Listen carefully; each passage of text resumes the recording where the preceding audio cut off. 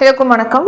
இது உங்கள் study with Dharshini channel. இந்த வீடியோவில் இப்போது 13 ஜூனுக்கான கரண்ட் அஃபேர்ஸ் பார்க்க போகிறோம். அதுக்கு முன்னாடி எஸ்டர்டே கரண்ட் அஃபேர்ஸ் வந்து ரிவிஷன் பார்த்துட்டு ஸ்டார்ட் பண்ணலாம். 12th June current affairs revision. ஒவ்வொரு கொஸ்டினுக்கும் ஆன்சர் வந்து நீங்கள் கமெண்ட் பண்ண ஆரம்பிச்சிடலாம். ஃபர்ஸ்ட் கொஸ்டின், 2026ஆம் ஆண்டு புதுதில்லியில் நிதி ஆயோக்கின் எத்தனையாவது கூட்டம் நடைபெற்றது? 11வது கூட்டம்ங்கிறது நடைபெற்றிருக்கு. பிரதம மந்திரி ஜன்தன் யோஜனா எந்த ஆண்டில் தொடங்கப்பட்டது? 2014ல 2014ஆம் ஆண்டு. பிரதான் மந்திரி சுரக்ஷித் மாத்ருத்வா அபியான் திட்டம் எதனுடன் தொடர்புடையது? கர்ப்பிணி பெண்களுக்கு இலவசமான பரிசோதனை அப்படிங்கிறது இந்த ஸ்கீம்ல செய்றாங்க. சோ கர்ப்பிணி பெண்களின் பாதுகாப்பான மகப்பேறு மற்றும் சுகாதார பராமரிப்பு. மாநிலங்களவை உறுப்பினராக தேர்ந்தெடுக்கப்பட குறைந்தபட்ச வயது என்ன? ஆன்சர் வந்து 30. இதுவே லோக்சபா மக்களவை அப்படின்னா 25 years. மத்திய வேளாண் அமைச்சகத்தின் சார்பில் உருவாக்கப்பட்ட ஆயில் சீட்ஸ் கிஷான் மித்ரா கீழ்கண்ட எதனோடு தொடர்புடையது? ஸோ இது வந்து வாட்ஸ்அப் அடிப்படையில் இந்த ஆயில் சீட்ஸ் வந்து நம்ம விதைக்கிறதுலேருந்து லாஸ்ட்டாக சாகுபடி செய்கிற வரைக்கும் உள்ள விஷயங்களுக்கு ஆலோசனைகளை வழங்கக்கூடிய வாட்ஸ்அப் அடிப்படையிலான முதல் ஆலோசனை கருவி.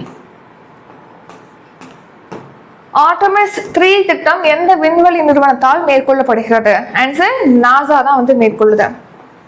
கனடாவில் எத்தனை வயதுக்குட்பட்ட சிறார்கள் சமூக ஊடகங்களை பயன்படுத்த தடை விதிக்கப்பட்டுள்ளது? 16 வயது. துல்லிய தாக்குதல் திறன் கொண்ட 106 டர்போஜெட் ட்ரோன்களை இந்திய ராணுவத்திற்கு விநியோகித்த நிறுவனம் எது? ஆன்சர் SMPP நிறுவனம். உலக குழந்தை தொழிலாளர் எதிர்ப்பு தினம் எந்த நாளில் அனுசரிக்கப்படுகிறது? ஜூன் 12th வந்து செலிப்ரேட் பண்றோம். ஸோ குழந்தைகள் வந்து இந்த தொழிற்சாலை ஃபேக்டரி ஹசார்டஸ் பிளேஸ்ல இருந்து ஒர்க் பண்றதுக்கு தடை விதிக்கக்கூடிய ஆர்டிகல் என்னன்னு சொல்லிட்டு எஸ்டர்டே கொஸ்டின் கேட்டிருப்பேன். So article 24. ஸோ எல்லாருமே கரெக்டா ஆன்சர் பண்ணியிருந்தீங்க. Very good. 10வது மகளிர் T20 உலகக்கோப்பை கிரிக்கெட் போட்டி எங்கு நடைபெற உள்ளது? இங்கிலாந்து மற்றும் வேல்ஸ்ல வந்து நடத்துறாங்க. இப்போ டுடே கரண்ட் அஃபேர்ஸ் பார்க்கலாம். 13th June. ஸோ டுடே தான் வந்து நம்ம சேனலில் group 1 class, group 1 test batch அப்படிங்கிறது ஜாயின் பண்ணுறதுக்கு லாஸ்ட் டேட்டு. ஷெட்யூல் வேணா வாட்ஸ்அப்பில் மெசேஜ் பண்ணுங்கள். டிஸ்கிரிப்ஷனில் டீட்டெயில் கொடுத்துருக்கோம். இப்போ நம்ம பார்க்க போகிறது வந்து குவாட் பார்த்துட்டு கரண்ட் அஃபேர்ஸ் பார்த்துடலாம். இன்னைக்கு என்ன குவாட் அப்படின்னா, சக்சஸ் இஸ் அ டிசிஷன். அதாவது வெற்றி அப்படிங்கிறது என்னன்னா அது ஒரு முடிவு அப்படின்னு சொல்றாங்க. முடிவுனா நீங்க எடுக்கக்கூடிய ஒரு டிசிஷன் தான் சக்சஸ். இப்போ பாத்தீங்கன்னா இன்னைக்கு என்ன உங்களுக்கு ஒர்க்கா இருந்தாலும் சரி, என்ன விஷயமா இருந்தாலும் சரி, இடையில ஏதாவது ஒரு ரீல்ஸ் பார்த்துருப்பீங்க கம்பல்சரி. இல்லைன்னா ஏதாவது யூடியூப் பாக்குறவங்களா இருந்தீங்கன்னா யூடியூப்ல ஏதாவது ஒரு வீடியோ, ஏதாவது ஒரு சாங், ஏதாவது ஒரு மூவி, அந்த மாதிரி ஏதாவது பண்ணிருப்பீங்க, ரைட்டா? ஸோ உங்களுக்கு என்ன பண்ணணும்னு உங்கள் வாழ்க்கையில் உங்களுக்கு ஒரு விஷயம் பண்ணணும்னு முடிவு எடுத்திருந்தாலும், எவ்வளோ பிஸி ஷெடியூலாக இருந்தாலும், நீங்கள் ஸ்பெண்ட் பண்ணுறதுக்குன்னு உங்களுடைய ஃப்ரீ டைம்னு சொல்லிட்டு உங்களால் ஒதுக்க முடியுது. அந்த மாதிரி தான் ஒரு சக்ஸஸ் அப்படின்னு சொல்கிறது ஒரு டிசிஷன் மாதிரி. நீங்கள் எவ்வளோ பெரிய ப்ரெஷரில் இருந்தாலும், எவ்வளோ பெரிய கஷ்டத்தில் இருந்தாலும், நீங்கள் வெற்றி அடையணும் அப்படின்னு சொல்லி நீங்கள் ஒரு டிசிஷன் எடுக்கிறீங்க, ஒரு முடிவு எடுக்கிறீங்க அப்படின்னா அதை உங்களால் பண்ண முடியும். கரெக்டு தானே? இப்போ நம்ம இந்த இடத்துல வந்து இன்னைக்கு இருப்போம், இந்த பிளேஸ்க்கு நான் டூர் போக போறேன் அப்படின்னு முடிவு பண்றீங்க, அந்த இடத்துக்கு போறீங்க. ஏதாவது ஒரு கல்யாணத்துக்கு போகணும்னு நினைக்கிறீங்க, போயிடுறீங்க. ஏதாவது ஒரு படம் பார்க்கணும்னு நினைக்கிறீங்க, அதுக்கு போயிடுறீங்க. ஏன்னா அதை டிசைட் பண்றீங்க, நீங்க அந்த இடத்துக்கு நீங்க போறீங்க. அதே மாதிரிதான் வெற்றியும். நீங்க டிசைட் பண்ணுங்க. ஃபர்ஸ்ட் டிசைட் பண்ணீங்கன்னா அந்த சக்சஸை நீங்க ரீச் பண்ண முடியும். சக்சஸ் அப்படிங்கிறது ஒரு டிசிஷன், ஒரு முடிவு தான். நீங்க எடுக்கக்கூடிய ஒரு முடிவு தான் சக்சஸ். நான் இப்ப ஸ்டார்ட் பண்றேன், இதை வந்து கடைசியா நான் அந்த ஜாப்பை வாங்கிட்டு தான் ஸ்டார்ட் பண்ணுவேன் அப்படின்னு ஒரு டிசிஷன் நீங்க எடுக்கிறீங்க அப்படின்னா அதை நீங்க பண்ணி முடிக்க முடியும். டிசிஷன் தான் இந்த இடத்துல, நீங்க எடுக்க வேண்டிய டிசிஷன் தான் இந்த இடத்துல முக்கியமான ஒண்ணு. Next national current affairs. எந்த நாட்டிற்கு தட்டம்மை பரவலை தடுப்பதற்காக தடுப்பூசி மருந்துகளை மத்திய அரசு வழங்கியுள்ளது? ஆன்சர் மாலத்தீவு. மாலத்தீவுல இப்போ தட்டம்மை பரவலை தடுக்கிறதுக்காக தடுப்பூசி மருந்துகளை நம்ம இந்தியன் கவர்மெண்ட் வந்து கொடுத்துருக்காங்க மாலத்தீவுக்கு. சொல்லுங்க. இப்போ தட்டம்மை அப்படிங்கிறது என்னன்னா, மோர்பிலி அப்படிங்கிற ஒரு வைரஸ்னால பரவக்கூடிய ஒரு மிக கடுமையான ஒரு தொற்று நோய் தான் தட்டம்மை. இது வந்து ஸ்ப்ரெட் ஆகும். நம்மளுடைய பாதிக்கப்பட்டவங்க வந்து தும்பும் போது, இருமும் போது அதுல வெளியேறக்கூடிய நீர் தவளைகள் வந்து காற்றின் மூலமாக பிறருக்கு பரவுது இந்த தட்டம்மை நோய் அப்படிங்கிறது. இது மோர்பிலி அப்படிங்கிற வைரஸ்னால ஏற்படுது. என்னென்ன அறிகுறிகள் ஏற்படுதுன்னா, அதீத காய்ச்சல் இருக்கும், இருமிக்கிட்டே இருப்பாங்க, மூக்கு ஒழுகிறது, அப்புறம் கண்கள் சிவந்து நீர் வடிதல், இதெல்லாமே இதோடைய சிம்டம்ஸ். இப்போ இந்த தட்டமை பரவக்கூடிய மாலத்தீவுல அதை ஸ்ப்ரெட் பண்றதை வந்து தடுக்கணுங்கிறதுக்காக தடுப்பு மருந்துகள் இப்போ 20,000 டோஸ் தட்டமை தடுப்பூசி மருந்துகள்ல நம்ம இந்தியா அனுப்பியிருக்கு. 3 டன் மருத்துவ உபகரணங்களையும் இந்தியா வந்து மாலத்தீவுக்கு அனுப்பியிருக்காங்க. ஸோ நம்ம அண்டை நாடுகளுக்கு என்னென்னலாம் பண்றோம் அப்படிங்கிறதெல்லாம் நோட் பண்ணிக்கணும். அடுத்து நேஷனல் கரண்ட் அஃபேர்ஸ்.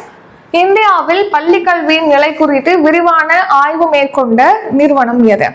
ஸோ இப்போ நிதி ஆயோக் தான் பள்ளி கல்வி சம்பந்தமா ஆய்வு செஞ்சு அதுக்கான ஒரு அறிக்கையும் ரிலீஸ் பண்ணியிருக்காங்க. நிதி ஆயோக் பற்றி நம்ம ஏற்கனவே பார்த்துருப்போம். National institution for transforming India, இந்தியாவை மாற்றுவதற்கான ஒரு தேசிய நிறுவனம் தான் நிதி ஆயோக். இது ஒரு சிந்தனை குழு தான். ஸோ இது எடுக்கிற டிசிஷன் தான் ஃபைனல் அப்படின்னு கிடையாது. இது ஒரு சிந்தனை குழுவாக தான் செயல்படும். பிரைம் மினிஸ்டர் மோடி தான் இதோடைய தலைவர்.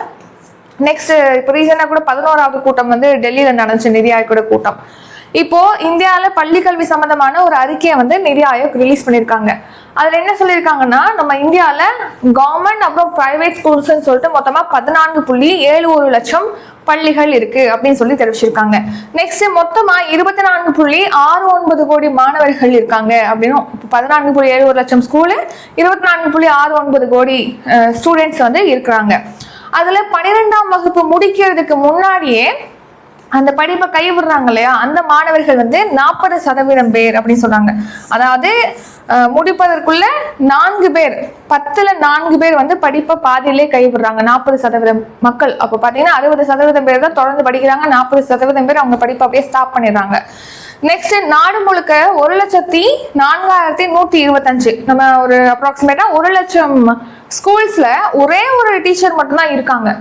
ஸோ ஒரு ஸ்கூலே, ஒரு ஒட்டுமொத்த ஸ்கூலே ஒரு டீச்சர் மட்டுமே வச்சு இயங்கக்கூடியதா இருக்கு நம்ம நாட்டுல. அடுத்து தமிழ்நாட்டுல அந்த எண்ணிக்கை பார்த்தோம்னா 3,600 ஸ்கூல்ல வந்து ஒரு டீச்சர் மட்டும் உள்ள ஸ்கூல் அப்படின்னு சொல்லிட்டு இயங்குது. அடுத்து பாருங்க, குடிநீர் வசதி வந்து 14,505 ஸ்கூல்ல வந்து குடிக்கிறதுக்கான வசதி, குடிநீர் வசதிங்கிறது கிடைக்காது. அப்போ நம்ம வாட்டர் கேன்ல தான் தண்ணி எடுத்துட்டு போய் அங்கே குடிக்கிற மாதிரி இருக்கும். அப்புறம் 59,000 பள்ளிகள்ல கை கழுவுறதுக்கான வசதி கிடையாது. குடிக்கிறதே இங்கே பிரச்சனையா இருக்கு, அதுக்கு அடுத்து கை கழுவுறது நெக்ஸ்ட் இருக்கு. அடுத்து சாதாரண கழித்தல், இப்போ நம்ம மைனஸ் பண்ணி போடுவோம் இல்லையா, சப்ராக்ட் பண்ணி அந்த மாதிரி கழித்தல் கணக்குகளை கூட தெரியாம 3ஆம் வகுப்பு மாணவர்கள் 27.6% பேர் தான் பண்றாங்க. மீதி உள்ளவங்க யாரும் பண்றதில்ல. அப்போ கிட்டத்தட்ட 30% பேருக்கு மட்டும்தான் கழித்தல் கணக்கு போட தெரியுது. ரிமைனிங் உள்ள 70% பீப்புள் வந்து, அதாவது மாணவர்கள் வந்து 3ஆம் வகுப்பு படிக்கக்கூடிய மாணவர்களுக்கு கழித்தல் சம்மை எப்படி போடணும்னு தெரியல. நெக்ஸ்ட் வந்து தனியார் பள்ளிகள்ல இது 47.5% இருக்கு. கவர்மெண்ட் ஸ்கூல்ல கிட்டத்தட்ட 30%, தனியார் ஸ்கூல்ல வந்து கிட்டத்தட்ட 50% பேருக்கு வந்து தெரியுதுன்னு சொல்லியிருக்காங்க. இடைநிற்றலுக்கான காரணங்கள் என்ன அப்படின்னா, இப்போ இலவச கட்டாய கல்வி சட்டம் அப்படின்னு சொல்லிட்டு கொண்டு வந்திருப்பாங்க இல்லையா, அந்த சட்டத்துல வந்து 14 வயது வரைக்கும் தான் ஏஜ் கொடுத்துருக்காங்க. 14 வயது வரைக்கும் தான் இலவச கட்டாய கல்வின்னு சொல்லிட்டு. ஸோ அதனால 14 வயது முடிஞ்ச உடனே நிறைய பேர் இந்த ஃபினான்ஷியல் இஷ்யூஸ் இருக்கு. நெக்ஸ்ட் வந்து தொலை தூரம் வந்து போகிறதுனால அந்த டிராவல் எக்ஸ்பென்ஸ் இருக்கு. அப்புறம் டியூஷன் போகிறதுக்கு அவங்க கிட்ட பணம் இல்லை. இந்த மாதிரி ஒரு சில டியூஷன் ஃபீஸை செலுத்துறது இதெல்லாம் பண்ண முடியல, அந்த அளவுக்கு ஏழ்மையில இருக்காங்கிறதுனால தொடர்ந்து படிக்க முடியாத சூழ்நிலையானது ஏற்படுது. Next national current affairs. 16வது நிதிக்குழுவின் தலைவர் யார்? ஆன்சர் அரவிந்த் பனகாரியா. ஸோ இதுக்கு முன்னாடி வந்து 15வது நிதிக்குழு இருந்திருக்கும். 15வது நிதிக்குழு 41% வந்து மாநிலங்களுக்கு நிதி பகிர்வு அளிக்கலாம்னு சொல்லியிருப்பாங்க. 15வது நிதிக்குழுவுமே 41% வந்து மாநிலங்களுக்கு இந்த ஷேர் பண்ணலாம் அப்படின்னு சொல்லி அறிவிச்சிருப்பாங்க. டாக்ஸ் மத்திய அரசுக்கு தான் வரி வருவாயை பொறுத்த வரைக்கும் அதிகமான வருவாய் வருது. ஆனா ஸ்டேட் கவர்மெண்ட்டுக்கு பொறுப்புகள் அதிகமா இருக்கு, செலவு பண்றதுக்கான பொறுப்புகள். ஸோ அதனால மத்திய அரசுக்கு வரக்கூடிய மொத்த வரி வருவாயில ஒரு குறிப்பிட்ட % மாநிலங்களுக்கு வழங்குவாங்க. ஸோ அது எவ்வளவு வழங்கணும் அப்படின்னு சொல்லிட்டு பரிந்துரை வழங்கக்கூடிய ஒரு அமைப்பு தான் இந்த நிதி ஆணையம் அப்படின்னு சொல்லிட்டு. நிதி ஆணையம் வந்து ஆர்டிகல் 280 சட்டப்பேரவை 280 கீழ் ஒவ்வொரு 5 years ஒன்ஸ் பாத்தீங்கன்னா குடியரசுத் தலைவரால நிறுவப்படுது, அமைக்கப்படுது நிதி ஆணையம் அப்படின்னு சொல்லிட்டு. இப்ப லாஸ்டா அமைச்சது 16வது நிதிக்குழு, அதோடைய தலைவரா அரவிந்த் பனகாரியா இருக்காங்க. இவங்க எவ்வளோ ரெக்கமெண்ட் பண்ணிருப்பாங்கன்னா 41% வந்து நிதி பகிர்வு வழங்கலாம் மாநிலங்களுக்கு அப்படின்னு சொல்லி அறிவிச்சிருப்பாங்க. இது எவ்வளவு வருஷத்துக்குன்னா 2031ஆம் ஆண்டு வரைக்கும் இந்த 41% ஷேர் அப்படின்னு சொல்லிட்டு மாநிலங்களுக்கு கொடுப்பாங்க. ஸோ நிதி ஆணையம் பற்றி சொல்லக்கூடிய ஆர்டிகல் வந்து ஆர்டிகல் 280. ஸோ அரவிந்த் பனகாரியா தான் தலைவர். நெக்ஸ்ட் காலம் 2031 வரைக்கும் இந்த பரிந்துரை அப்படிங்கிறது செல்லும். 280 ஆர்டிகல், மொத்தமாக வந்து 5 உறுப்பினர்கள் இருப்பாங்க நிதிக்குழுவில். நிதி ஆணையம் அப்படின்னு சொல்லுவோம், நிதிக்குழுன்னு சொல்லுவோம், ரெண்டுமே ஒன்று தான். நெக்ஸ்ட் நேஷனல் நிலக்கரி சந்தை விதிகள் 2026 எதற்காக அறிவிக்கப்பட்டது? ஸோ இப்போ வெளிப்படையான சந்தை அடிப்படையிலான நிலக்கரி வர்த்தகத்தை ஊக்குவிக்கணும், டிரான்ஸ்பரண்டான இந்த கோல் ட்ரேடிங்கை வந்து இம்ப்ரூவ் பண்ணணும் அப்படிங்கிறதுக்காக தான் இந்த நிலக்கரி சந்தை விதிகள் 2026 அப்படிங்கிறது இப்போ ரிலீஸ் பண்ணியிருக்காங்க. அதாவது 2025 பார்த்தீங்கன்னா இந்த டிரான்ஸ்பரண்டாக வெளிப்படையாக இந்த நிலக்கரி சந்தை ட்ரேடிங் இருக்குல்லையா, வர்த்தகம், அதை மேம்படுத்தணும் அப்படிங்கிறதுக்காக 2025 சுரங்கங்கள் மற்றும் தாதுக்கள் மேம்பாடு ஒழுங்குமுறை திருத்த சட்டம் அப்படிங்கிறது கொண்டு வந்திருப்பாங்க. இது 1957 இயற்றப்பட்ட சுரங்கங்கள் மற்றும் கனிமங்கள் சட்டம். இந்த சட்டத்துல திருத்தம் கொண்டு வந்துதான் 2025 இந்த திருத்த சட்டம் கொண்டு வந்திருப்பாங்க. அதன்படி இப்ப அதுக்கான விதிகள், நிலக்கரி சந்தை விதிகள் 2026 அப்படிங்கறது ரிலீஸ் பண்ணிருக்காங்க. இது வெளிப்படையான இந்த நிலக்கரி சந்தைப்படுத்துதல், அதோடைய ட்ரேடிங்கை வந்து இம்ப்ரூவ் பண்ணணுங்கிறதுக்காக தான் இந்த விதிகள். ஸோ நிலக்கரி கட்டுப்பாட்டாளர் அமைப்பு டிசம்பர் 2025 இதுக்கான ஒழுங்குமுறை அமைப்பாக நியமிச்சிருப்பாங்க. ஸோ இந்த கோல் ட்ரேடிங்லாம் நடக்குது இல்லையா, இதோட ஒழுங்குமுறை அமைப்பாக இந்த சட்டத்தின் கீழ் எதை அமைச்சிருக்காங்க? நிலக்கரி கட்டுப்பாட்டாளர் அமைப்பு, கோல் கண்ட்ரோலர் ஆர்கனைசேஷன் அப்படிங்கிறத உருவாக்கியிருக்காங்க, இந்த வெளிப்படையான நிலக்கரி ட்ரேடிங்கை வந்து இம்ப்ரூவ் பண்ணணும் அப்படிங்கிறதுக்காக. ஸோ நெக்ஸ்ட் வந்து இப்போ இந்த புதிய விதிமுறைகள் படி இப்போ பதிவு செஞ்சுக்கிற நிறுவனங்கள் இருக்கு அப்படின்னா அதுக்கான வேலிட்டி எத்தனை வருஷத்துக்கு இருக்கும் அப்படின்னா 25 இயர்ஸ்க்கு அதோடைய வேலிட்டி அப்படிங்கிறது இருக்கும். ஸோ பல பரிமாண வர்த்தகத்தை, நிலக்கரி வர்த்தகத்தை ஊக்குவிக்கிற வகையில் தான் இந்த விதிமுறைகள் அப்படிங்கிறது இருக்கு. இதோட நோக்கம் வெளிப்படையான, திறமையான, போட்டித்தன்மையோட நிலக்கரி வர்த்தகத்தை உருவாக்கணும் அப்படின்னு சொல்லிட்டு. நெக்ஸ்ட் சயின்ஸ் அண்ட் டெக் மிக விரிவான மனித மூளைத்தண்டு 3D அட்லஸை வெளியிட்டுள்ள ஐஐடி எது? ஸோ சென்னை ஐஐடி தான் இப்போ வந்து மிக தெளிவான ஒரு மனித மூளைத்தண்டோடைய 3D அப்படின்னா 3 டைமென்ஷனல் 2D அப்படின்னு சொல்லி பார்ப்போம் இல்லையா, 3 டைமென்ஷனோட இப்போ அட்லஸை வந்து ரிலீஸ் பண்ணியிருக்காங்க ஐஐடி சென்னை. அதாவது மிக தெளிவானா எவ்வளவுக்கு தெளிவான அப்படின்னு பார்த்தீங்கன்னா, இப்போ செல்லெல்லாம் சேர்ந்ததுதான் டிஷ்யூலாம் சேர்ந்ததான் உறுப்பு அப்படின்னு சொல்லிட்டு நம்ம பார்க்குறோம். அந்த செல்லோட அளவு கூட தெரிகிற அளவுக்கு அவ்வளோ தெளிவான ஒரு 3D இமேஜ் அட்லஸை வந்து உருவாக்கியிருக்காங்க சென்னை ஐஐடி. அதை வெளியிட்டிருக்காங்க சென்னை ஐஐடி. ஸோ செல் அளவு துல்லியத்துடன் கூடிய மிக விரிவான மனித மூளைத்தண்டுடைய 3D அட்லஸை வந்து இப்போ ரிலீஸ் பண்ணியிருக்காங்க. ஸோ மனித மூளைத்தண்டுடைய நரம்பு வேதியியல் பண்புகள் குறித்து முப்பரிமாண மறு உருவாக்கம் கொண்ட ஒரு வரைபட தொகுப்பு தான் இந்த அட்லஸ். ஸோ இதை சுதா கோபாலகிருஷ்ணன் பிரைன் மையம் அதிநவீன பிரைன் இமேஜிங் கணினி வசதிகளை கொண்டு இப்போ உருவாக்கியிருப்பதா சொல்லியிருக்காங்க. நெக்ஸ்ட் சயின்ஸ் அண்ட் டெக்கு வரியா என்ற உள்நாட்டு வீடியோ ஸ்டோரி ஜெனரேட்டிங் ஏஐ மாடலை அறிமுகப்படுத்திய திட்டம் எது? Answer India AI mission. So இப்போ பார்த்தீங்கன்னா இப்போ ஸ்டார்ட் அப் மிஷன் அப்படின்னு பார்த்தோம்னா, ஸ்டார்ட் அப் இந்தியா திட்டம்னா ஸ்டார்ட் அப் நிறுவனங்களை வந்து உருவாக்கணும், அப்போ அதுக்கான சூழலை அமைச்சு தரணும் அப்படிங்கிறதுக்காக start up India mission start பண்ணியிருப்பாங்க. அந்த மாதிரி இப்போ ஏஐ சம்மந்தமான விஷயங்களை நம்ம இம்ப்ரூவ் பண்ணணும். ஏன்னா ஃபியூச்சர் இப்போவே வந்து ஏஐன்னு வந்தாச்சு. சப்போ ஏஐ நம்ம இம்ப்ரூவ் பண்ணணும் இல்லையா, ஸோ அதுக்காக தான் இந்தியா ஏஐ மிஷன் அப்படிங்கிறது இருக்கு. ஸ்கில் இந்தியா மிஷன் அப்படின்னா இளைஞர்களோட திறமையை மேம்படுத்தணுங்கிறதுக்காக திறன் பயிற்சிகள் அப்படிங்கிற சொல்லிட்டு வழங்குறாங்க. So next digital mission, digital India அப்படின்னு பார்த்தோம்னா எண்மை இந்தியா. நம்ம நாட்டை வந்து டிஜிட்டலைஸ் பண்ணணும், எல்லா ஆவணங்களும் பேப்பர் ஒர்க்காக இல்லாமல் காகிதங்கள்லேருந்து நம்ம எதுக்கு ஷிஃப்ட் ஆகிறோம், பேப்பர்லேருந்து எதுக்கு ஷிஃப்ட் ஆகிறோம், ஃபுல்லாகவே வந்து டிஜிட்டலுக்கு மாறும். எல்லாமே வந்து தரவுகள் எல்லாமே டிஜிட்டலைஸ் பண்ணுறது, பேப்பராக இல்லாமல். ஸோ அதுதான் டிஜிட்டல் இந்தியா. ஸோ அந்த மாதிரி இப்போ AI India mission, India AI மிஷன்ங்கிறது அந்த மிஷன் கீழே வரியா அப்படிங்கிற video story generating AI model வந்து அறிமுகப்படுத்தியிருக்காங்க. வீடியோ ஜென்ரேட்டிங்னா இது ஒரு வீடியோ வந்து ஜென்ரேட் பண்ணும், ஒரு நிறைய ஸ்டெப் இல்லாமல் 4 ஸ்டெப்ல வீடியோவை ஜென்ரேட் பண்ணிடுறது இந்த வரியா ஏஐ மாடல் அப்படின்னு சொல்லியிருக்காங்க. டெக்ஸ்ட்லேருந்து இமேஜ்லேருந்து வீடியோ அப்படின்னு சொல்லிட்டு ஸ்டோரி அப்படின்னு சொல்லிட்டு கிரியேட் ஆகிற மாதிரி ஒரு வீடியோ வந்து இது உருவாக்குதுன்னு சொல்றாங்க. வீடியோ கதை உருவாக்கக்கூடிய ஒரு ஏஐ மாடல் தான் வரியா. ஸோ இது வந்து இந்தியா ஏஐ மிஷன் மூலமா உருவாக்கப்பட்டிருக்கு. நெக்ஸ்ட் இப்போ ரீசெண்டா பிரிக்ஸ் விவசாய அமைச்சர்களுடைய கூட்டமானது இந்தூர்ல மத்திய பிரதேசத்துல நடந்திருக்கு. அடுத்து வசுதைவ குடும்பகம், அதாவது இந்த எல்லாருக்கும் ஒரே உலகம், இந்த உலகத்துல உள்ளவங்க ஒரே ஃபேமிலி அப்படின்னு சொல்றதா வசுதைவ குடும்பகம். ஸோ உங்களுக்கு ஒரு சம்டைம்ஸ் வசுதைவ குடும்பகம் எதை பற்றி கூறுகிறது, அதோடைய பொருள் என்ன அப்படின்னு கேட்டாங்கன்னா ஒரே உலகம் ஒரே ஃபேமிலி, அதுதான் வசுதைவ குடும்பகம். அடுத்த அப்பாயின்மெண்ட்ஸ், சர்வதேச வர்த்தக சபை தலைவராக நியமிக்கப்பட்டுள்ளவர் யார்? So answer Harshpati Singhania. ஹர்ஷ்பதி சிங்கானியா தான் இப்போ சர்வதேச வர்த்தக சபையுடைய தலைவராக அப்பாயிண்ட் பண்ணியிருக்காங்க.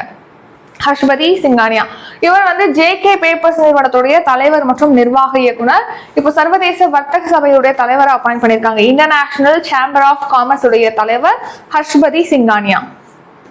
இதோட ஹெட் குவார்ட்டர் எங்க இருக்கு அப்படின்னா பாரிஸ்ல, பிரான்ஸ்ல இருக்கு. இது ஸ்டார்ட் பண்ணது 1919ஆம் ஆண்டு. நெக்ஸ்ட் அப்பாயின்மெண்ட்ஸ், உலகின் முதல் ட்ரில்லியனராக உருவெடுத்துள்ளவர் யார்? ஆன்சர் வந்து எலான் மஸ்க். ஸோ இப்போ நம்ம என்ன கேள்விப்பட்டிருப்போம், அவரை லட்சாதிபதி அப்படின்னு சொல்லுவோம், அதுக்கப்புறமா கோடீஸ்வரர் அப்படின்னு சொல்லுவோம், நெக்ஸ்ட் பில்லியனர் அப்படின்னு பார்த்தோம். இப்போ வந்து ட்ரில்லியனரா உருவெடுத்திருக்காரு எலான் மஸ்க். ஸோ இவர் பார்த்தீங்கன்னா ஸ்பேஸ் எக்ஸ் நிறுவனம், அப்புறம் டெஸ்லா நிறுவனத்துடைய நிறுவனர் தான் இந்த எலான் மஸ்க்.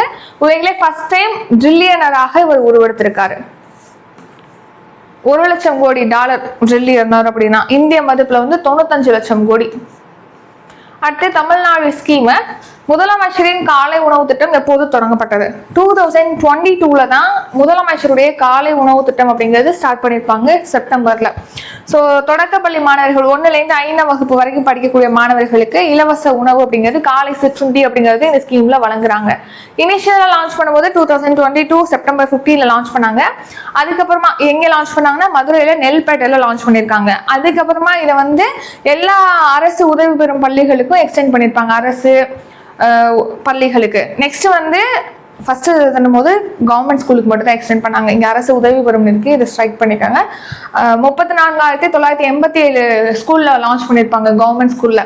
அதுக்கப்புறமா கிராமப்புறங்களில் உள்ள அரசு உதவி பெறும் பள்ளிகளுக்கு எக்ஸ்டெண்ட் பண்ணாங்க 2024ல. அப்புறம் 2025ல நகர்ப்புறங்களில் உள்ள அரசு உதவி பெறும் பள்ளிகளுக்கு இதை எக்ஸ்டெண்ட் பண்ணியிருப்பாங்க. அடுத்து மதிய உணவு திட்டம். இதை ஃபர்ஸ்ட் நம்ம காலை உணவு திட்டம் பார்க்கணும். அதுக்கு முன்னாடி மதிய உணவு திட்டம் தான் கொண்டு வந்திருப்பாங்க. ஃபர்ஸ்ட் வந்து 1920ல சென்னை மாநகராட்சி பள்ளியில தான் மதிய உணவு திட்டம் அப்படிங்கிறது கொண்டு வந்திருப்பாங்க. யார் இதை கொண்டு வந்தாங்க அப்படிங்கிறத கமெண்ட் பண்ணுங்க, இது உங்களுக்கான கொஸ்டின். இந்த ஸ்கீம் தான் நம்ம மாநிலம் முழுக்க விரிவாக்கம் செஞ்சிருப்பாங்க முதலமைச்சர் காமராஜர் அவர்கள், அப்போதைய முதலமைச்சர். அப்புறம் எம்ஜிஆர் என்ன பண்ணியிருப்பாங்க, அதை வந்து ஊட்டச்சத்து திட்டமாக மாத்திருப்பாங்க. சத்தான உணவுகளோட வழங்குற வகையில மதிய ஊட்டச்சத்து திட்டமா மாத்திருப்பாங்க. முட்டை, பருப்பு வகைகள்லாம் அதுக்கப்புறமா சேர்த்திருப்பாங்க அதுக்கு அடுத்து வந்த அரசுலாம். அப்புறம் விலையில்லா கல்வி உபகரணங்கள் திட்டம். ஸோ இது வந்து கவர்மெண்ட் எய்டட் ஸ்கூல்ல இப்போ இந்த ஜாமெட்ரி பாக்ஸ் கொடுக்கறது, அவங்களுக்கான ட்ரெஸ் கொடுக்கறது, நெக்ஸ்ட் வந்து செப்பல் கொடுக்கறது, இந்த மாதிரி நிறைய விலையில்லா உபகரணங்கள்லாம் வழங்கப்பட்டது. 2011 to 12ல அப்போது முதலமைச்சர் வந்து ஜெயலலிதா அவர்கள் வந்து இதை லான்ச் பண்ணியிருப்பாங்க. நெக்ஸ்ட் எக்கனாமிக் கரண்ட் அஃபேர்ஸ், நாட்டின் சில்லறை பணவீக்கம் எத்தனை சதவீதமாக அதிகரித்துள்ளது? 3.93% நம்ம நாட்டுடைய சில்லறை பணவீக்கம் அதிகரிச்சிருக்கு அப்படின்னு சொல்லி தெரிவிச்சிருக்காங்க. நம்ம எதை பேசியரா வச்சு கணக்கிடுறோம் அப்படின்னா 2024ஆம் ஆண்டு தான் அடிப்படை ஆண்டா வச்சிருக்கோம். அடிப்படை ஆண்டு அப்படின்னா என்னன்னா, இப்போ நம்ம மார்க் வந்து அதிகரிச்சிருக்கு, நீ நல்லா படிச்சிருக்க அப்படின்னு பார்த்தோம்னா போன வருஷத்தை விட நீ இம்ப்ரூவ் பண்ணிருக்க அப்படின்னு தானே கம்பேர் பண்ணி சொல்லுவோம். அந்த மாதிரி 2024ஆம் ஆண்டு அடிப்படை ஆண்டா வச்சுட்டோம் அப்படின்னா 2024ஆம் ஆண்டோட ஒப்பிடும் போது இப்போ வந்து 2026ல 3.93% பணவீக்கம், சில்லறை பணவீக்கம் அதிகரிச்சிருக்கு அப்படின்னு சொல்றோம். சில்லறை பணவீக்கம் அப்படின்னா என்னன்னா, இப்போ மக்கள் வந்து டெய்லி வாங்குறாங்களே பொருட்கள், இப்போ டெய்லி யூஸ் பண்ணக்கூடிய பொருள்னா நம்ம சோப்பு யூஸ் பண்ணுவோம், பேஸ்ட் யூஸ் பண்ணுவோம், காய்கறிகள், இந்த மாதிரியான பொருட்கள்லாம் நம்ம டெய்லி யூஸ் பண்ணக்கூடிய பொருட்கள். ஸோ அந்த டெய்லி வாங்கக்கூடிய பொருட்கள் மற்றும் சேவைகளுடைய விலைகள்ல விலைவாசி உயர்வு ஏற்படுது இல்லையா, அதுதான் நம்ம சில்லறை பணவீக்கம் அப்படின்னு சொல்லி சொல்றோம். அதை அளவிடக்கூடிய ஒரு முறை தான் இந்த பணவீக்கம், சில்லறை பணவீக்கம். ஸோ நுகர்வோர் விலை குறியீடு சிபிஐ மூலமா, கன்சியூமர் பிரைஸ் இண்டெக்ஸ் மூலமாக இந்த சில்லறை பணவீக்கம் அப்படிங்கிறது நம்ம கணக்கிடுறோம். இப்ப எதனால இப்போ சில்லறை பணவீக்கம் இன்க்ரீஸ் ஆயிருக்குன்னா, உணவுப் பொருட்களோட விலை வந்து இப்போ இன்க்ரீஸ் ஆனதுனால இது இன்க்ரீஸ் ஆயிருக்குன்னு சொல்லியிருக்காங்க. இப்போ 3.48% இன்க்ரீஸ் ஆயிருக்குன்னு பார்க்கணும் இல்லையா, அது எப்பனா இந்த வருஷம் ஏப்ரலில் தான் இந்த பணவீக்கமானது 3.48% இன்க்ரீஸ் ஆயிருக்குன்னு சொல்லியிருக்காங்க. எதை பேசியரா வச்சு 2024ஆம் ஆண்டு ஏப்ரலோட ஒப்பிடும்போது இந்த வருஷம் ஏப்ரலில் நமக்கு சில்லறை பணவீக்கம் அதிகரிச்சிருக்கு. அடுத்து தமிழ்நாடு கரண்ட் அஃபேர்ஸ். தமிழகத்தில் எத்தனை அரசு பள்ளிகளில் செயற்கை நுண்ணறிவு, கோடிங், ரொபாட்டிக்ஸ் போன்ற அதிநவீன பயிற்சிகள் வழங்குவதற்கான பணிகள் தொடங்கியுள்ளன? ஆன்சர் 5000 பள்ளிகளில் பார்த்தீங்கன்னா இப்போ டெக்னாலஜின்னு சொல்லிட்டு ஆயிடுச்சு. ஸோ அப்போ அதுக்கேற்ற மாதிரி ட்ரைனிங் பண்ணணும் இல்லையா, அதுக்காக கவர்மெண்ட் ஸ்கூலில் ஒரு 5000 கவர்மெண்ட் ஸ்கூலில் ஏஐ சம்பந்தமான பயிற்சி, கோடிங் சம்பந்தமானது, ரோபாட்டிக்ஸ் சம்பந்தமான பயிற்சிகளானது வழங்கப்படும் சொல்லிட்டு இப்போ தெரிவிச்சிருக்காங்க தமிழக பள்ளிகளில். பள்ளியின் அதுக்கு அடுத்து பார்த்தீங்கன்னா இப்போ கவர்மெண்ட் ஸ்கூல்ல மாணவர்களை சேர்க்கணும்னு சொல்லிட்டு இப்போ அந்த ஸ்கூல்ல படிச்சு பெரிய பெரிய பதவிகள் இருப்பாங்க இல்லையா, அவங்கள பள்ளியுடைய தூதர்களாகவும் அப்பாயிண்ட் பண்ண போறாங்க. பள்ளியுடைய முன்னாள் மாணவர்கள் அந்த பள்ளிகளுடைய தூதர்களா இருப்பாங்க, கவர்மெண்ட் ஸ்கூலுடைய தூதர்களா. அடுத்த awards and recognition. Russia grand sand master விருது யாருக்கு வழங்கப்பட்டுள்ளது? சுதர்ஷன் பட்நாயக் அவர்களுக்கு தான் ரஷ்யா கிராண்ட் சாண்ட் மாஸ்டர் விருது அப்படிங்கிறது வழங்கியிருக்காங்க. ஸோ ரஷ்யாவில் இப்போ இந்த சாண்ட்லேயே பார்த்தீங்கன்னா அந்த சிலை மாதிரிலாம் வைப்பாங்கல்ல, ஆர்ட், இந்த மாதிரி மண்ணிலே வந்து இந்த மாதிரி செஞ்சு சுதர்ஷன் பட்நாயக் வந்து ரஷ்யாவில் நடந்த அந்த விழாவில் வந்து வெற்றி பெற்றிருக்காரு. So Russia grand sand master விருதானது சுதர்ஷன் பட்நாயக் வந்து பெற்றிருக்காங்க. சர்வதேச மணல் சிற்ப விழாங்கிறது ரஷ்யாவில் காலினின்கிராட் நகரத்தில் நடைபெற்றிருக்கு, அதில் தான் அவர் வின் பண்ணியிருக்காரு. அடுத்து அபிஸ்வரி. சமீபத்தில் காலமான ஜஸ்பால் ராணா கீழ்கண்ட எந்த விளையாட்டுடன் தொடர்புடையவர்? ஆன்சர் குத்துச்சண்டை. சமீபத்தில் பார்த்தீங்கன்னா குத்துச்சண்டை இல்லை, ஷூட்டிங், அதாவது துப்பாக்கி சுடுதல் வீரரான ஜஸ்பால் ராணா வந்து இப்போ சமீபத்தில் காலமாயிட்டாரு. ஸோ இவர் பார்த்தீங்கன்னா காமன்வெல்த் விளையாட்டு போட்டிகள், ஆசிய விளையாட்டு போட்டிகள் எல்லாம் தங்க பதக்கம் வின் பண்ணியிருக்காரு. இவர் ஒரு லெஜெண்டு. இப்போ வந்து காலமாயிருக்காங்க. பயிற்சியாளராகவும் இவர் இருந்திருக்காரு. ஸோ அதன்படி அவருக்கு துரோணாச்சாரியா விருதெல்லாம் கொடுத்துருக்காங்க. ஸோ சிறந்த ஸ்போர்ட்ஸ் பர்சன், அதாவது ஸ்போர்ட்ஸ் சொல்லி கொடுக்குறாங்களே பயிற்சியாளர்கள், அவங்களுக்கு தான் இந்த துரோணாச்சாரியா விருது கொடுக்குறாங்க. 2020 இவருக்கு விருது வழங்கப்பட்டிருக்கு துரோணாச்சாரியா விருது. பத்மஸ்ரீ விருது 1997, அர்ஜுனா விருது வந்து 1994 வழங்கப்பட்டிருக்கு. ஆசிய விளையாட்டு போட்டியில 4 தங்கம், காமன்வெல்த்ல 9 தங்கம், ஆசிய சாம்பியன்ஷிப்ல 1 தங்கம் சொல்லிட்டு துப்பாக்கி சுடுதல இவர் வின் பண்ணியிருக்காரு Jaspal Rana. Next state and scheme. GI குறியீடு பெற்ற தேஷ்பூர் லிச்சி எந்த மாநிலத்தை சேர்ந்தது? அதாவது அசாம் மாநிலத்தை சேர்ந்த தேஷ்பூர் லிச்சி பழத்துக்கு வந்து ஜிஐ டேக் அப்படிங்கிறது கொடுத்துருக்காங்க. இப்போ எதுக்காக இதை பற்றி பார்க்கணும்னா, ஜிஐ டேக் பெற்று இந்த தேஷ்பூர் லிச்சி இருக்கு இல்லையா, அது வந்து இப்போ ஃபர்ஸ்ட் டைம் எக்ஸ்போர்ட் பண்ணியிருக்காங்க. அதனால தான் பற்றி பார்க்குறோம். ஒரு பொருளுக்கு ஜிஐ டேக் கொடுக்குறோம்னா ஏன் கொடுக்குறோம்? இப்போ அது வந்து ஒரு தனித்துவமான பொருள். நார்மலாக உள்ள பழத்தோட ஒப்பிடும்போது இப்போ மல்கோவா மாம்பழம்லாம் சொல்லுவாங்கல்ல, ஏன் அதை ஸ்பெஷலாக சொல்கிறாங்கன்னா மற்ற மாம்பழங்களோட ஒப்பிடும்போது இது நல்லா டேஸ்ட்டாக இருக்கும் அப்படிங்கிற மாதிரி தானே அர்த்தம். அந்த மாதிரி இந்த தேஷ்பூர் லிச்சிக்கு வந்து கொடுத்துருக்காங்க ஜிஐ டேக். அந்த மாதிரி தனித்துவமான பொருட்களுக்கு, ஒரு குறிப்பிட்ட இடத்துல மட்டுமே கிடைக்கக்கூடிய பொருட்களுக்கு தான் புவிசார் குறியீடு கொடுப்பாங்க. அப்படி கொடுக்கறதுனால அந்த பொருளுடைய நம்பகத்தன்மை அப்படிங்கிறது இருக்கு. ஸோ தேஷ்பூர் லிச்சினாலே நல்ல குவாலிட்டியான ஒன்று, நல்ல டேஸ்டான ஒன்றுன்னு சொல்லிட்டு நம்பகத்தன்மை இருக்கு. ஸோ அப்போ அதை நம்பி நிறைய பேர் வாங்குவாங்க. இன்னொன்று அதுவும் ஃபேமஸ் ஆகும். ஸோ இப்போ எப்படி நீங்கள் மதுரைக்கு போனீங்க அப்படின்னாலே எது ஃபேமஸ்ன்னு பார்க்குறோம்? மல்லிகை அப்படின்னு சொல்லி பார்க்குறோம். இப்போ மதுரைக்கு போனால் ஜாஸ்மின் ஃபேமஸாக இருக்கனால வாங்குறோம். இப்போ இதுவே வேற பூ ஃபேமஸாக இருந்தால் அந்த பூ தான் வாங்குவோம் மதுரைக்கு போனாலே. அந்த மாதிரி ஒரு நம்பகத்தன்மைங்கிறது கிடைக்குது. அதோட வர்த்தகம் அதுவும் இன்க்ரீஸ் ஆகுது. இந்த பொருளை வாங்குறவங்களோட எண்ணிக்கை அதிகமாகுது, அதை விளைச்சல் செய்யறவங்களுக்கும் லாபமாகுது. ஸோ அந்த வகையில இப்போ உள்நாட்டு சந்தை விலையை விட விவசாயிகளுக்கு 10% கூடுதல் லாபம் அப்படிங்கிறது கிடைக்குது. அதிகமான விலைக்கு வெளிநாடுகளுக்கு ஏற்றுமதி செய்வதன் மூலமா. இப்போ துபாய்க்கு வந்து இப்போ ஏற்றுமதி பண்ணியிருக்காங்க தேஷ்பூர் லிச்சி. அதனாலதான் பத்தி பாக்குறோம். புதிய சந்தை வாய்ப்புகள் இதெல்லாமே உருவாகும். மத்திய வர்த்தக மற்றும் தொழில்துறை அமைச்சகத்தின் கீழ் செயல்படக்கூடிய APEDA தான் இந்த ஏற்றுமதியை எளிமையாக்கிருக்காங்க அப்படின்னு சொல்லி தெரிவிச்சிருக்காங்க. அடுத்து ஷார்ட் நியூஸ். அடுத்து தொழிற்சாலை நிறுவனங்களுக்கு பெட்ரோல் விற்பனை நிலையங்கள்ல மொத்தமா டீசல் பெட்ரோல் விற்பனை செய்ய மத்திய அரசு வந்து ஒரு 90 டேஸ்க்கு தடை விதிச்சிருக்காங்க. நெக்ஸ்ட் பெட்ரோல் விற்பனை நிலையங்கள்ல ஒரு நாளைக்கு ஒரு வாகனத்துக்கு 200 லிட்டர் டீசல் மட்டும் தான் விற்பனை செய்யணும் அப்படின்னும் இப்போ லிமிட் வச்சிருக்காங்க. குஜராத்ல அகமதாபாத்ல ஏர் இந்தியா விமானமானது நொறுங்கி இருக்கும் இல்லையா, விழுந்திருக்கும் இல்லையா, அது நிறைய பேர் உயிரிழந்துட்டாங்க இல்லையா ஆக்சிடென்ட்ல. அதோடைய ஓராண்டு நினைவு தினம்ங்கிறது இப்போ ஜூன் 12 வந்து அனுசரிக்கப்பட்டிருக்கு. இளநிலை மருத்துவ படிப்புகளுக்கான நீட் மறுதேர்வு வந்து புதிய சீர்திருத்தங்களோட நடத்தப்படும் சொல்லிட்டு தெரிவிச்சிருக்காங்க. அப்புறம் ஜம்மு காஷ்மீர்ல இமயமலையில 3880 மீட்டர் உயரத்துல அமர்நாத் குகையில இயற்கையாகவே பனிலிங்கம் அப்படிங்கிறது உருவாயிருக்கு. ஸோ அதை பார்க்கறதுக்காக வருஷம் வருஷம் பார்த்தீங்கன்னா அமர்நாத் யாத்திரை அப்படிங்கிறது போறாங்க. அடுத்து சர்வதேச கிரிக்கெட்டில் இருந்து ஓய்வு பெறுவதாக நியூசிலாந்து வீரர் கேன் வில்லியம்சன் வந்து அறிவிச்சிருக்காரு. அடுத்து குறுவை நெல் சாகுபடியை ஊக்குவிக்கிறதுக்காக 134.83 கோடி மதிப்பீட்டுல சிறப்பு தொகுப்பு திட்டத்தை வந்து அறிவிச்சிருக்காங்க தமிழ்நாடு கவர்மெண்ட். அடுத்த current affairs revision 13th June current affairs revision பார்க்கலாம். அதுக்கு முன்னாடி 15ஆம் தேதி குரூப் 1க்காக ப்ரிலிம்ஸ் கம்ஸ் மெயின்ஸ் கிளாஸஸ் வந்து ஸ்டார்ட் பண்றோம். வித் டெஸ்ட் பேட்சோட இன்க்ளூட் ஆகி வரும். லைவ் கிளாஸஸ் உங்களுக்கு ப்ரொவைட் பண்ணுவோம், பிளஸ் ரெக்கார்டட் கிளாஸும் உங்களுக்கு கொடுப்போம். லைவ் கிளாஸஸ் நீங்க பார்க்க முன்னாடி ரெக்கார்டட் கிளாஸ் வந்து நீங்க பார்த்துக்கலாம். டெஸ்ட் பேட்சும் இன்க்ளூட் ஆகி வரும். ஸோ மொத்த ஹோல் சிலபஸும் கவர் பண்ணுற மாதிரி தான் அந்த கிளாஸஸ் வந்து கண்டக்ட் பண்ணுவோம்.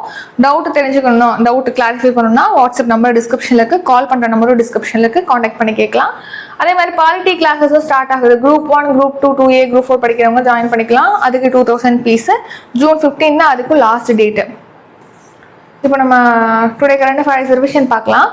எந்த நாட்டிற்கு தட்டம்மை பரவலை தடுப்பதற்காக தடுப்பூசி மருந்துகளை மத்திய அரசு வழங்கியுள்ளது? ஆன்சர் மாலத்தீவு. இந்தியாவில் பள்ளி கல்வியின் நிலை குறித்து விரிவான ஆய்வு மேற்கொண்ட நிறுவனம் எது? ஆன்சர் நிதி ஆயோக்.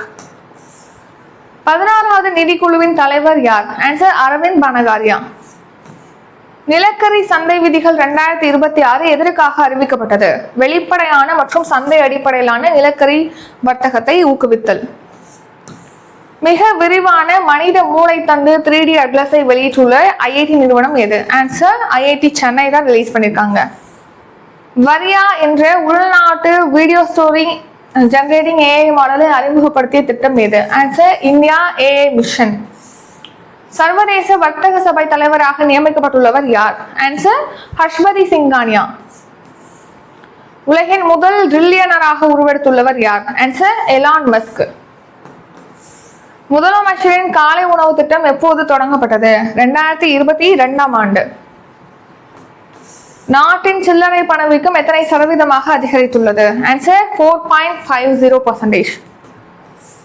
சேம் அதே கொஸ்டின் ரிப்பீட் ஆயிருக்கு. ரஷ்யா கிராண்ட் சாண்ட் மாஸ்டர் விருது யாருக்கு வழங்கப்பட்டுள்ளது? சுதர்ஷன் பட்நாயக். சமீபத்தில் காலமான ஜஸ்பால் ராணா கீழ்கண்ட எதனுடன் தொடர்புடையவர்? ஆன்சர் துப்பாக்கி சுடுதல், ஷூட்டிங். ஜிஐ குறியீடு பெற்ற தேஷ்பூர் லிச்சி எந்த மாநிலத்தை சேர்ந்தது? ஆன்சர் அஸ்ஸாம். இத்துடன் இன்றைக்கான கரண்ட் அஃபேர்ஸ் வீடியோ நிறைவடைகிறது. இந்த வீடியோ உங்களுக்கு பிடிச்சிருந்தா லைக் பண்ணுங்க, ஷேர் பண்ணுங்க. நம்ம சேனலை நீங்க இன்னும் சப்ஸ்கிரைப் பண்ணலன்னா மறக்காம சப்ஸ்கிரைப் பண்ணிக்கோங்க. நன்றி, வணக்கம்.